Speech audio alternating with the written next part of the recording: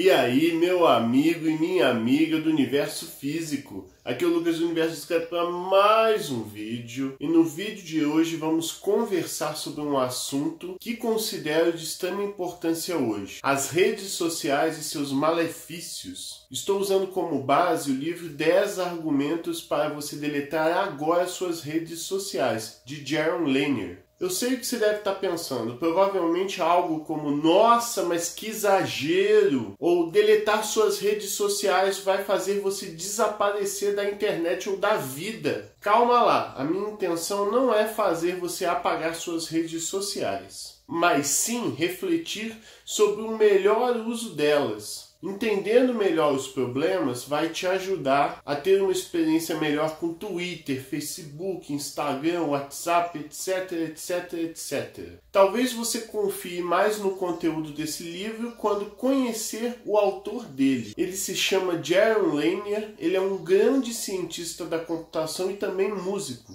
Jaron é um dos precursores da realidade virtual, por ter sido um dos primeiros caras a trabalhar com isso e por ter construído dispositivos de realidade virtual ainda nos anos 80. Em 2010, ele foi eleito uma das 100 pessoas mais influentes no mundo, segundo a revista Time. Assim, o cara entende muito de tecnologia. Lanier cita em uma palestra o livro The Human Use of Human Beings, de um cientista da computação chamado Norbert Wiener. É um livro da década de 50 que retrata o potencial de um sistema computacional que extrai dados de pessoas, à medida que entrega feedbacks para elas em tempo real, colocando-as em uma espécie de caixa de Skinner tecnológica. Mas sem entrar em muitos detalhes, estamos falando de um tipo de experimento onde um rato é colocado dentro de uma gaiola com uma alavanca, e quando pressionada ela disponibiliza algo, como comida, água, luzes, barulhos e coisas do tipo. Essa resposta gera um efeito no organismo do rato que o faz viciar em pressionar a alavanca, de maneira semelhante ao que ocorre com as pessoas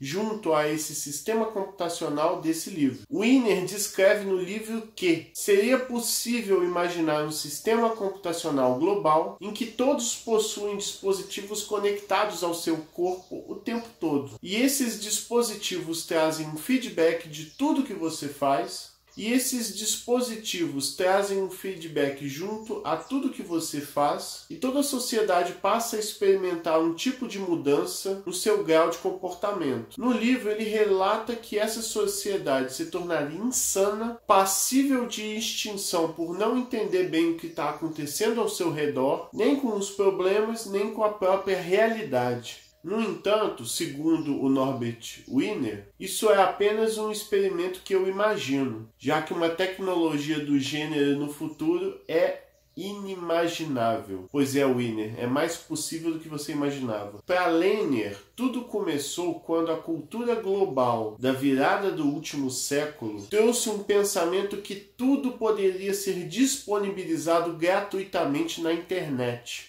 Se todo o conhecimento estivesse disponível gratuitamente, então qualquer pessoa teria acesso e não teríamos mais desigualdade. Só que ao mesmo tempo idealizamos demais os empreendedores digitais que modificam completamente o mundo, como é o caso de Steve Jobs, por exemplo. Essas coisas acabam sendo contraditórias. Como é que você vai ter empresários digitais de alto gabarito, só que ao mesmo tempo tudo é gratuito na internet? Uma saída para esse dilema foi a propaganda. Temos o Google, por exemplo, que permite buscar coisas gratuitamente, mas que arrecada dinheiro com propaganda, colocando anúncios em tudo que você busca. Mesma coisa com o Facebook, de graça, entre aspas, porém com propaganda, onde postagens aparecem na sua timeline que outras pessoas pagaram. Até que no início isso funcionou bastante bem. Só que com a evolução da computação, dos algoritmos ou mesmo da esperteza de pessoas que se aproveitavam desse tipo de sistema, tudo mudou. Não era mais propaganda, mas sim sistemas de modificação de comportamento em massa. Deixo claro que isso não é iniciativa de pessoas malvadas, caso, por exemplo, do coração gelado de ursinhos carinhosos.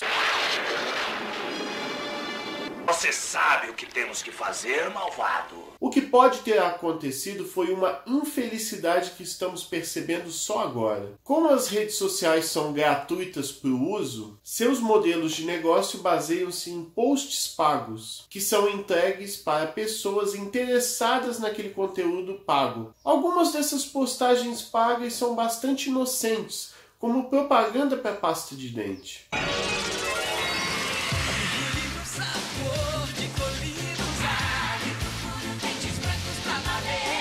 Outras são mais complicadas, como é o caso de postagens pagas, destacando visões políticas que incentivam pessoas a não ir votar num determinado dia, ou que votem em um determinado candidato em que não votaria em situações normais. Essas postagens podem não corresponder à realidade, fazendo com que as pessoas entrem em câmaras de eco ou bolhas sociais, algo que eu já abordei no meu vídeo sobre fake news. As câmaras de eco são descrições metafóricas de uma situação em que informações, ideais e crenças são amplificadas ou reforçadas pela comunicação e repetição dentro de um sistema definido. Se você bloqueia pessoas que possuem opiniões diversas das suas, até chegar a um ponto em que você só recebe a comunicação de pessoas que compartilham as mesmas linhas de pensamento que você, então você pode estar em uma câmara de eco ou bolha social. Isso cria um mundo irreal para você. Ou, em outras palavras, um dos primeiros argumentos do livro é que as redes sociais minam a verdade. A partir do momento que você visualiza na sua linha do tempo ou no seu feed coisas que terceiros pagaram para que você visse,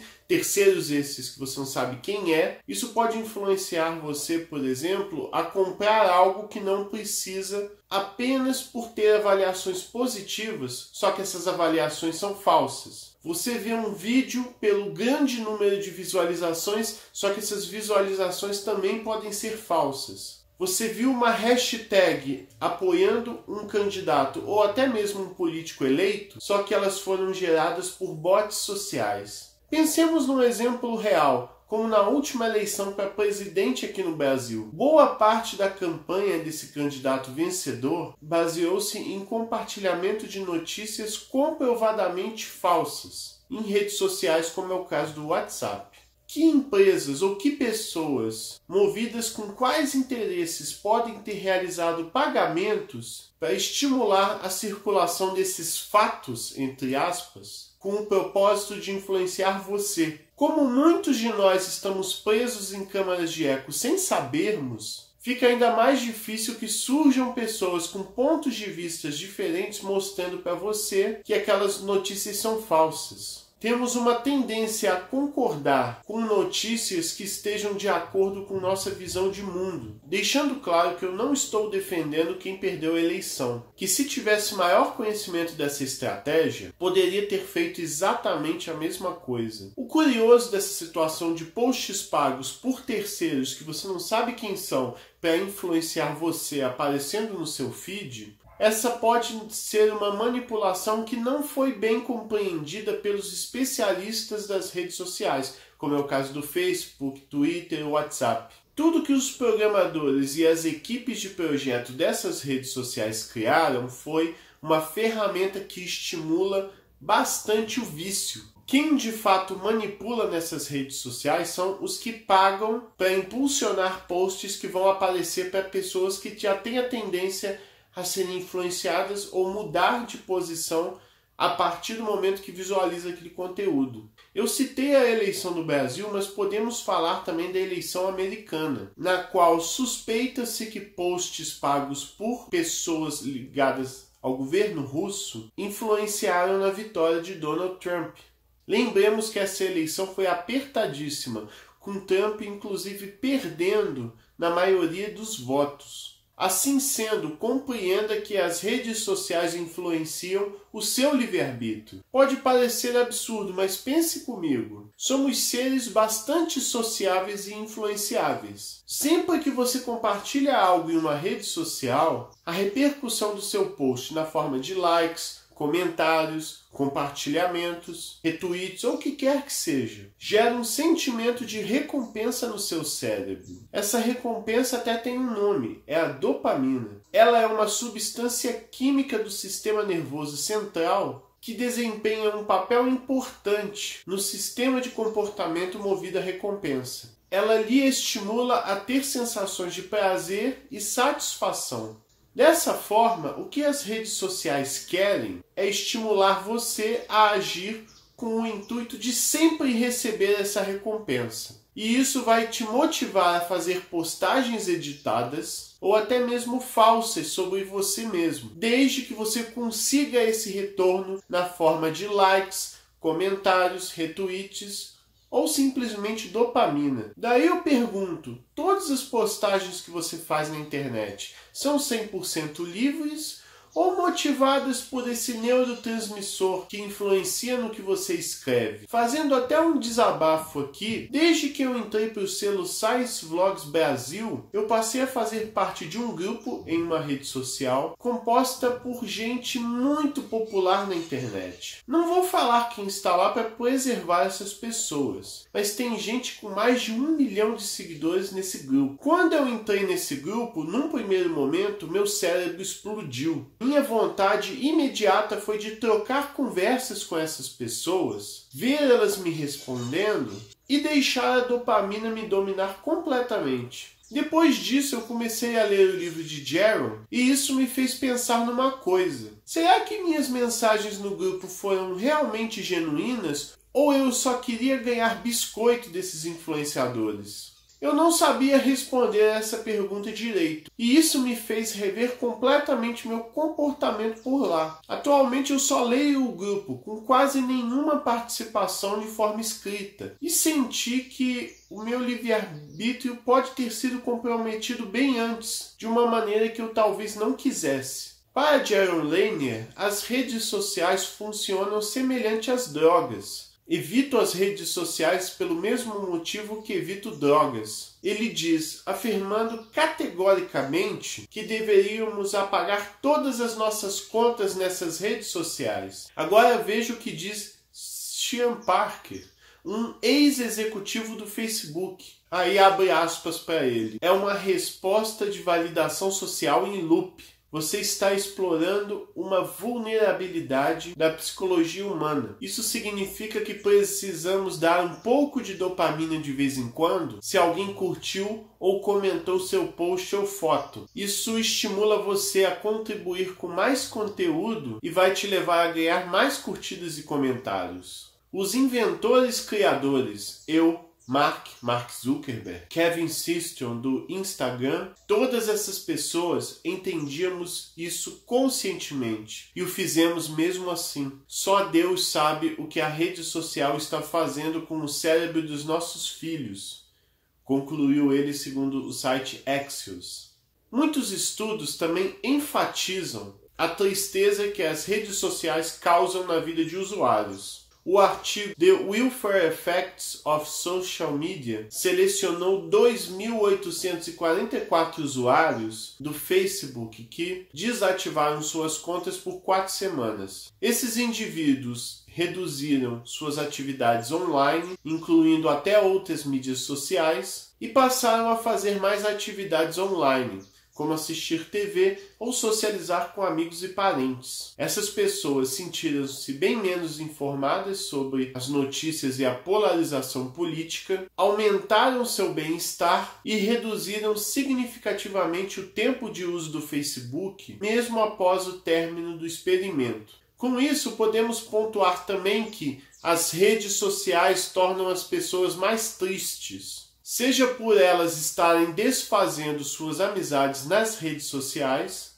por conta da polarização política, ou pelo estímulo de mensagens negativas nessas redes. algo que explicarei melhor mais para frente. Vamos falar mais dessa manipulação por meio da propaganda. Por que a propaganda online é diferente de uma propaganda de TV ou em um cartaz, por exemplo? É pelo fato de você não ficar preso nesse loop de revalidação social. E também pelo fato da TV não te olhar de volta quando você olha para ela, trazendo feedbacks para você. O mesmo ocorre com cartazes. Os cartazes não olham para você de volta. Sem falar que numa propaganda televisiva ou em um cartaz, a propaganda que é exibida é a mesma para todo mundo. Na internet, a propaganda é customizada para cada indivíduo, baseada nos gostos pessoais dele, nas coisas que ele curtiu, nas coisas que ele comentou, nas coisas que ele compartilhou, do tipo de vídeo que ele parou para assistir. Tudo que a pessoa faz é armazenada e usada para decidir um tipo de propaganda feita sob medida para um determinado indivíduo. É uma propaganda feita sob medida para manipular. Inclusive, muitos, como o Gerald, nem chamam mais isso de propaganda, mas mensagens de manipulação em massa. Quem lança essa propaganda é um terceiro, sem que você saiba quem é. Podem ser os russos, podem ser empresas com objetivos maléficos, podem ser indivíduos com pensamentos ruins. Assim, aumentam-se as chances de influenciar as pessoas sem que elas percebam. Isso reforça ainda mais aquele argumento que eu já falei sobre as redes sociais afetarem o seu livre-arbítrio. Vamos pensar, por exemplo, no YouTube. Os vídeos que são recomendados para você assistir são vídeos que outras pessoas com perfis parecidos com o seu assistiram. Ele não te oferece um conteúdo necessariamente bom ou ruim, ciência ou anticiência, mas sim vídeos que fortalecem o seu engajamento e o seu interesse em assisti-los. Se você compartilha um perfil parecido com o de outra pessoa que é de esquerda ou que é de direita, ou que prefere conteúdos anticiência, como o que eu falei, então é isso que você vai receber.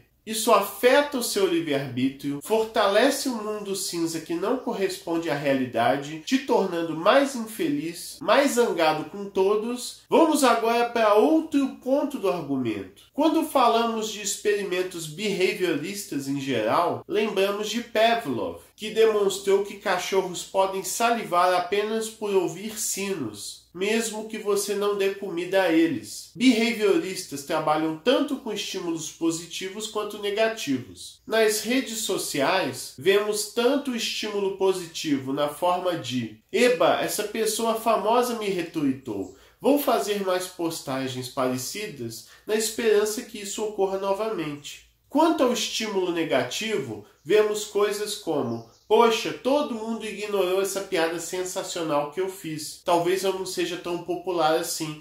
Por que eu tenho menos seguidores do que aquela pessoa? Por quê? Por quê? Ah!" E você fica preso nesse loop de revalidação social, recebendo estímulos positivos e negativos, parecido como te dar doces ou te dar choques elétricos, que motivam você a curtir, comentar, compartilhar o máximo possível. E aí talvez você esteja pensando, o que funciona melhor? Dar recompensas ou dar punições? Quanto aos diversos métodos adotados por behavioristas, como é o caso de Pavlov, depende do caso. Em se tratando de redes sociais, os estímulos negativos são mais baratos do que os positivos, por causarem efeitos muito mais rapidamente do que os positivos. Estímulos positivos baseados em amor e confiança precisam ser construídos lentamente para que a pessoa obtenha assim mais confiança, coisa que demora para surgir nessas redes. Você não confia rápido em qualquer um. Tem até uma frase do Reinaldo Azevedo, e por favor não me odeiem por eu estar citando uma frase dele, é porque a frase dele é boa. Ele diz que o ódio é mais fiel do que o amor. Num sistema cada vez mais veloz, com trocas constantes de postagens e compartilhamentos, o ódio fideliza mais rápido do que o amor.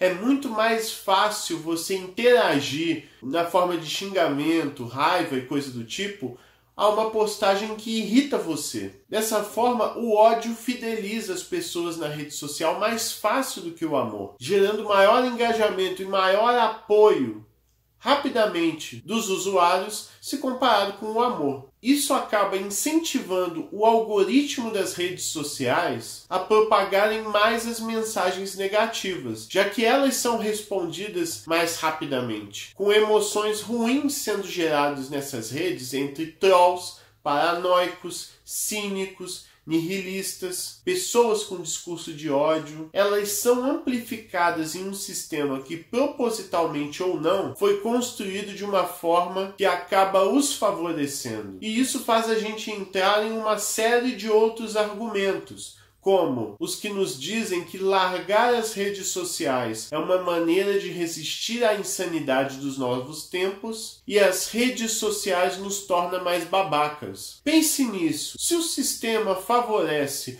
o compartilhamento e a exibição de postagens negativas e as pessoas agem de maneira mais falsa pelo livre-arbítrio ficar comprometido, isso nos torna mais insanos por viver em uma realidade que não corresponde ao mundo real de fato. Da mesma forma, isso estimula que as pessoas troquem mais hostilidades umas com as outras para refutar alguém que, segundo o que você mesmo diz, está errado, ou você se torna agressivo apenas para se mostrar para outra parcela da internet igualmente babaca. É como se fosse um comportamento de manada. Se você está rodeado de pessoas que estão sendo babacas com outras, isso pode te estimular a ser um idiota também. É que nem no colégio. Se a turma começa a sacanear ou causar bullying na vida de uma pessoa, isso acaba servindo como um incentivo para você agir da mesma forma. Sabendo que os estímulos negativos são os que promovem maior engajamento muito mais rapidamente do que os estímulos positivos, precisamos entender que as redes sociais tornam a política impossível. A política passa a ter muito mais rancor com candidatos que trazem discursos de ódio, sendo muito mais favorecidos nas redes sociais por esse loop de ódio. Não é uma coincidência que determinados candidatos ou pautas tenham sido mais difundidas pelo fato de terceiros, desconhecidos do grande público, influenciarem as discussões políticas por meio do pagamento de postagens que são entregues para pessoas que são mais propensas a serem influenciadas por eles. Com a proliferação de câmaras de eco possibilitadas pelos algoritmos, seu público acaba ficando mais propenso a ter a sua atenção chamada por textos falsos, com clickbaits exagerados, já que essas trazem maior reação e maior engajamento do público. Como falamos, o engajamento que irrita o público é mais imediato do que o engajamento que nos eduque. Pode ser que estejamos acabando com a imprensa isenta, uma vez que apenas as mídias alarmistas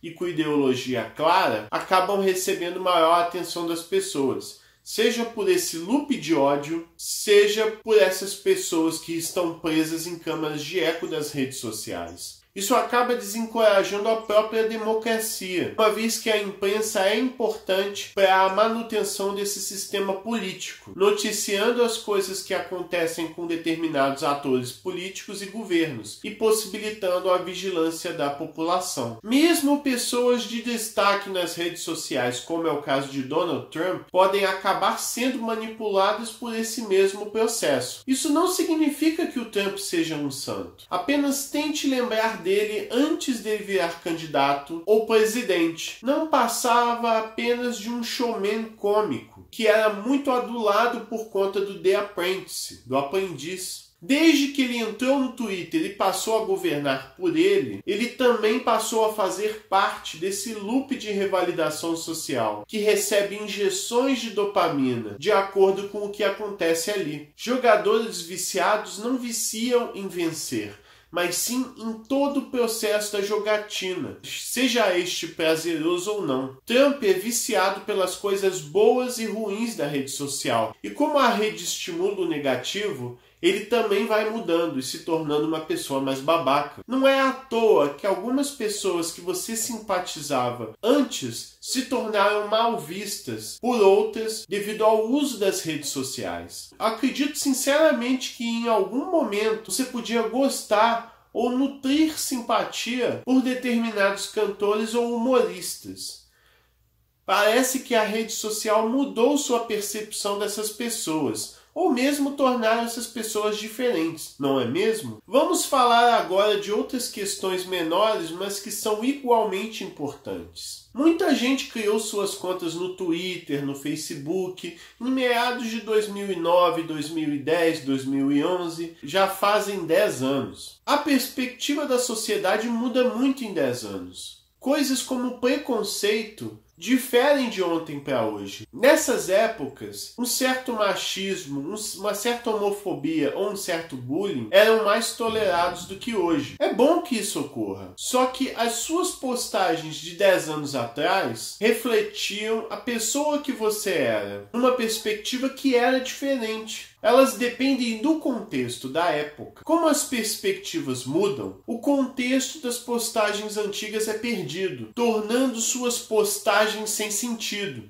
É fácil usar algo que você falou em outro contexto com o intuito de prejudicar ou provar um ponto que não corresponde à realidade. Até por isso, mesmo que você não saia da rede social, eu recomendo fortemente que você sempre apague suas postagens antigas, para que você mesmo se proteja. Pessoas que querem o seu mal, pessoas que vão te contratar a partir de entrevistas de emprego, todas essas vão visualizar suas postagens antigas e talvez usar isso contra você. Faz sentido manter postagens de uma época em que você pensava diferente ou até mesmo de maneira errada sobre certas coisas? Outra coisa bastante assustadora das redes sociais que já falei aqui é que seus algoritmos oferecem conteúdo feito sob medida para cada indivíduo. Assim sendo, o conteúdo da sua telinha do celular ou do seu notebook é diferente da telinha de outras pessoas. Isso faz com que as pessoas não se entendam mais, pois não sabemos o que as outras pessoas estão vendo em suas telas. Nem sabemos por que elas estão formulando determinadas opiniões. Assim, a rede social remove a empatia.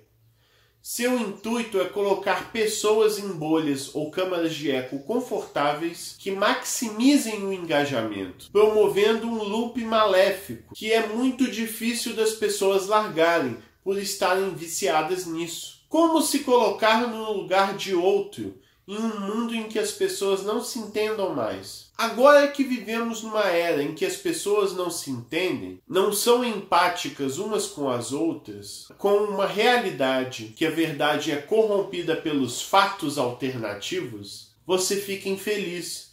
Você já ficava infeliz pelo fato da rede social promover estímulos negativos, como ódio ou tristeza. Você só fica mais infeliz ainda. A rede social promove a infelicidade. Ok, entendemos que há um problema aí. Como consertar as redes sociais? Isso requer um modelo de negócios diferente. Uma solução que pode desagradar muita gente, mas que talvez solucione o problema, é cobrar uma mensalidade para o uso de redes, como Facebook, Twitter ou WhatsApp. Dessa forma, eliminamos os terceiros que pagam as redes sociais para manipular sua base de usuários. Isso é algo que já ocorre no streaming. Netflix, Amazon e HBO criaram serviços de streaming de conteúdo pago que funcionam muito bem. Outra possibilidade é tornar as redes sociais uma espécie de biblioteca pública, financiada por pessoas que não tenham interesses comerciais. O importante é retirar esse motor de manipulação que é estimulado por terceiros com interesses escusos ou de teóricos de conspirações paranoicas estranhas ou insanas. Não dá para vivermos em uma sociedade que a comunicação entre duas pessoas é influenciada por um terceiro que deseja manipulá-las. O livro faz até uma correlação interessante com os podcasts.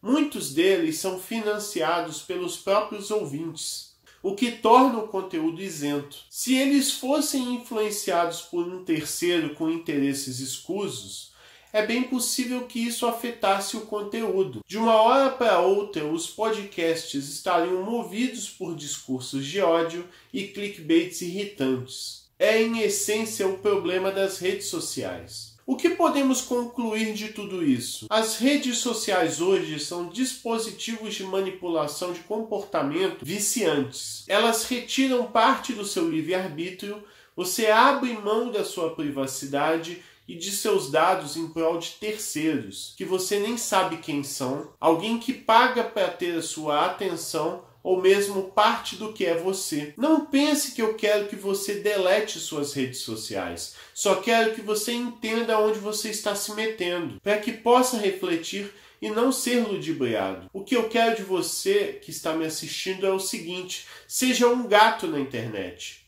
Os cachorros são animais que integraram a nossa sociedade de maneira domesticada, recebendo treinamento e agindo de maneira previsível. Eles são dóceis e obedientes. Os gatos, por sua vez, são imprevisíveis, são rebeldes. Eles que domesticaram a gente. Mesmo sendo incorporados em nossa sociedade, eles não se entregaram. Não seja domesticado como os cachorros, seja um gato. Tá certo? É basicamente isso. Obrigado por ter assistido até aqui. Não deixa de curtir, compartilhar e se inscrever no meu canal. Eu espero você na próxima. Falou!